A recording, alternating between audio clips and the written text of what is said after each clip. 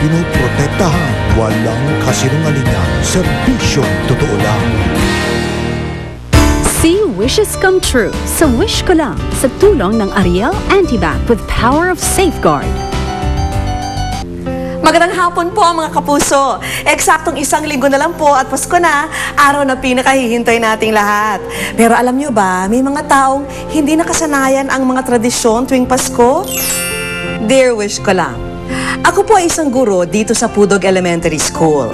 Naniniwala po ako na ang Pasko ay para sa mga bata. Kaya po ako lumiham kasi naawa po ako sa aking mga estudyante para po kasing ipinagkait sa kanila ang napakahalagang okasyon na ito.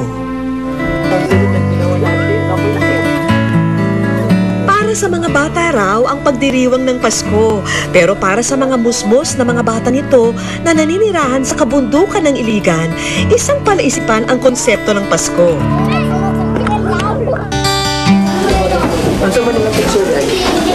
Star. Babae. Ginoo. Bata. Monica. Tigulang. Iring.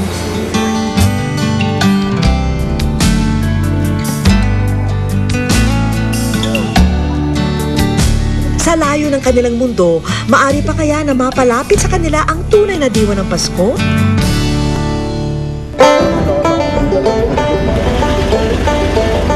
Mula sa bayan ng Iligan, Lanao del Norte, bumabiyahe si Mark patungo sa kabundukan ng Barangay Mainit.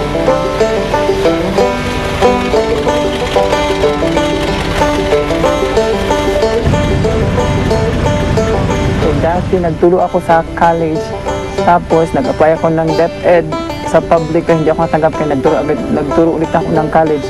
Tapos pag-apply ko yun, natanggap ako. Tapos yung pagtanggap ko, dito ako inassign sa malayong lugar kasi bago daw. After 3 years, ipababa daw yung mga bago. Sa ngayon, kasabay namin siya sa truck patungo sa kabundukan. Halos 4 na oras ang biyahe sa bakong daan. Kalimitan, habal-habal ang transportasyon na gamit ng mga taga rito. Napakahirap po ng biyahe mula doon sa amin papunta dito sa Pudog, lalo na po pag umuulan. Pag malakas po talaga ang ulan, hindi pumapayag yung mga motor na o yung habal-habal na umakyat dito kasi delikado daw, madulas yung daan, maputik at saka may mga nagla-landslide. Hindi pwedeng dumaan yung mga motor kaya hindi sila umaakyat pag umuulan. Ngunit may 1 oras pa raw ang lalakarin ni Mark para marating ang eskwelahan sa Sitio Pudong. Nung una, sabi ko, mahirap pala maging teacher kasi kailangan mong gumising ng maaga para ka rin papasok sa school. Para ka rin estudyante kasi kailangan mong gumising ng maaga.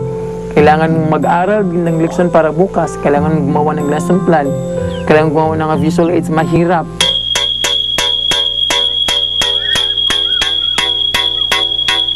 Gaano man kalayo ang bahay nila, sinisikap ng mga bata na makarating rito pag narinig na ang bell.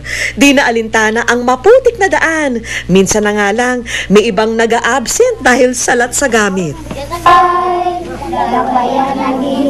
Tatanungin ko yung mga magulang niya, bakit hindi po pumasok si then sasabihin niya, kasi sir, nakalimutan namin bumili ng papel kasi napakalayo pa kasi ng bilihan ng papel doon, yung nilakad natin kanina. So yun. Sabi na, sir, pwede ko na lang magtinda ng papel, hindi kasi pwede magtinda ng papel ng mga teachers.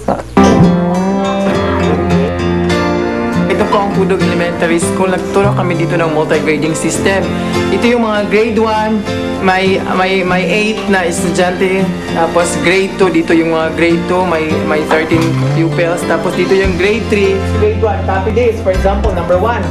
Copy here also, 3 oranges. So write here the 3 oranges. Isulat diri ang... Para mapagsabay ni Mark ang pagtuturo sa magkakaibang mga grade level, bibigyan niya muna ng activity ang grade 1 at grade 2. Sa kalilipat sa mga mag-aaral ng grade 3. Hindi magsaba, kubya lang. LV planted 3 rows of sampaguita. Nag-i-English ako pero pagkatapos, itinatranslate ko sa Bisaya kasi hindi sila nakakaintindi ng English. May nakakaintindi pero konti lang. So, nauubos nga ang boses ko pag nag-di-discuss.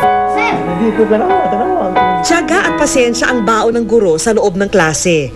May mga bata na pilit inaalala kung paano nga ba isulat ang sarili nilang pangalan. Ang isa, kinopya na lang ang pangalan ng katabi.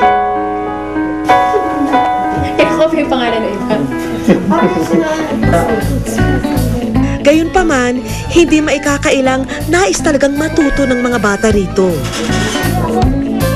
Naawa ko sa mga estudyante kasi parang sabi nila, sir, ikaw lang iba kang magturo sa ibang mga teachers na nung dumaan. Kasi yung iba, hindi daw parang seryoso. Tapos sabi nila, ayaw nilang bumaba ako. Kaya naawa ko dahil gusto daw talaga nilang matuto. Gusto nilang makapunta dun sa baba. At makapagtrabaho kahit sa mall man lang. Si Anami ay isa sa mga estudyanteng na isama ni Mark sa baba. Nami adlaw nga nakadto sa ubos, then nakapil man ko contest sa nakadto ko ilang Sir Mark sa akmak. Then mo din to nakaligo mig dagat. Sabay na sa dagat, nindot ba dito? Hindot man. Nindot? Ano man, ha? Patag ka siya, plain ka ba? Hindot ka siya. Inosente man sa ibang bagay, nangangarap din ang mga bata rito na maging tulad ng mga taong tinitingala at hinahangaan. O alimbawa, yung sinusulat nila sa pangalan, si Yasmin Sampanan. Sabi ko, sino si Yasmin Sampanan? Sir, si Anami po yan, sir, kasi nakita niya sa notebook si Yasmin Curdy, kaya ginaya niya, Yasmin Sampanan. Sara Tayumbo. Sabi ko, sino si Sara Tayumbo? Si Sheila, may gusto niya maging Sara Geronimo. Balang araw, gusto raw ni Anami na maging guro.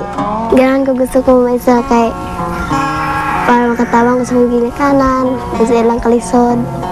Ang si Sir Mart ay butan siya. Hindi siya mamunal ng bata. Yan. May siya magpasunod sa bata ba?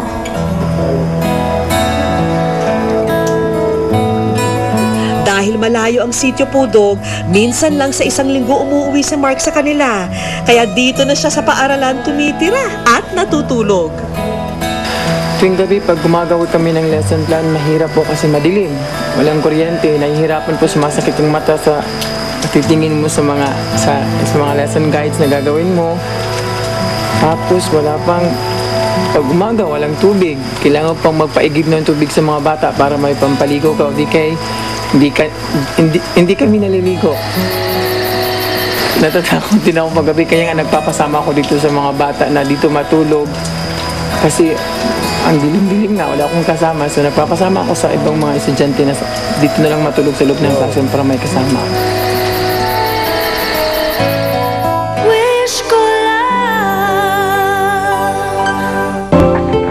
Mabilis nakilala ang bagong tuklas doon na artistang si Myra Manibog.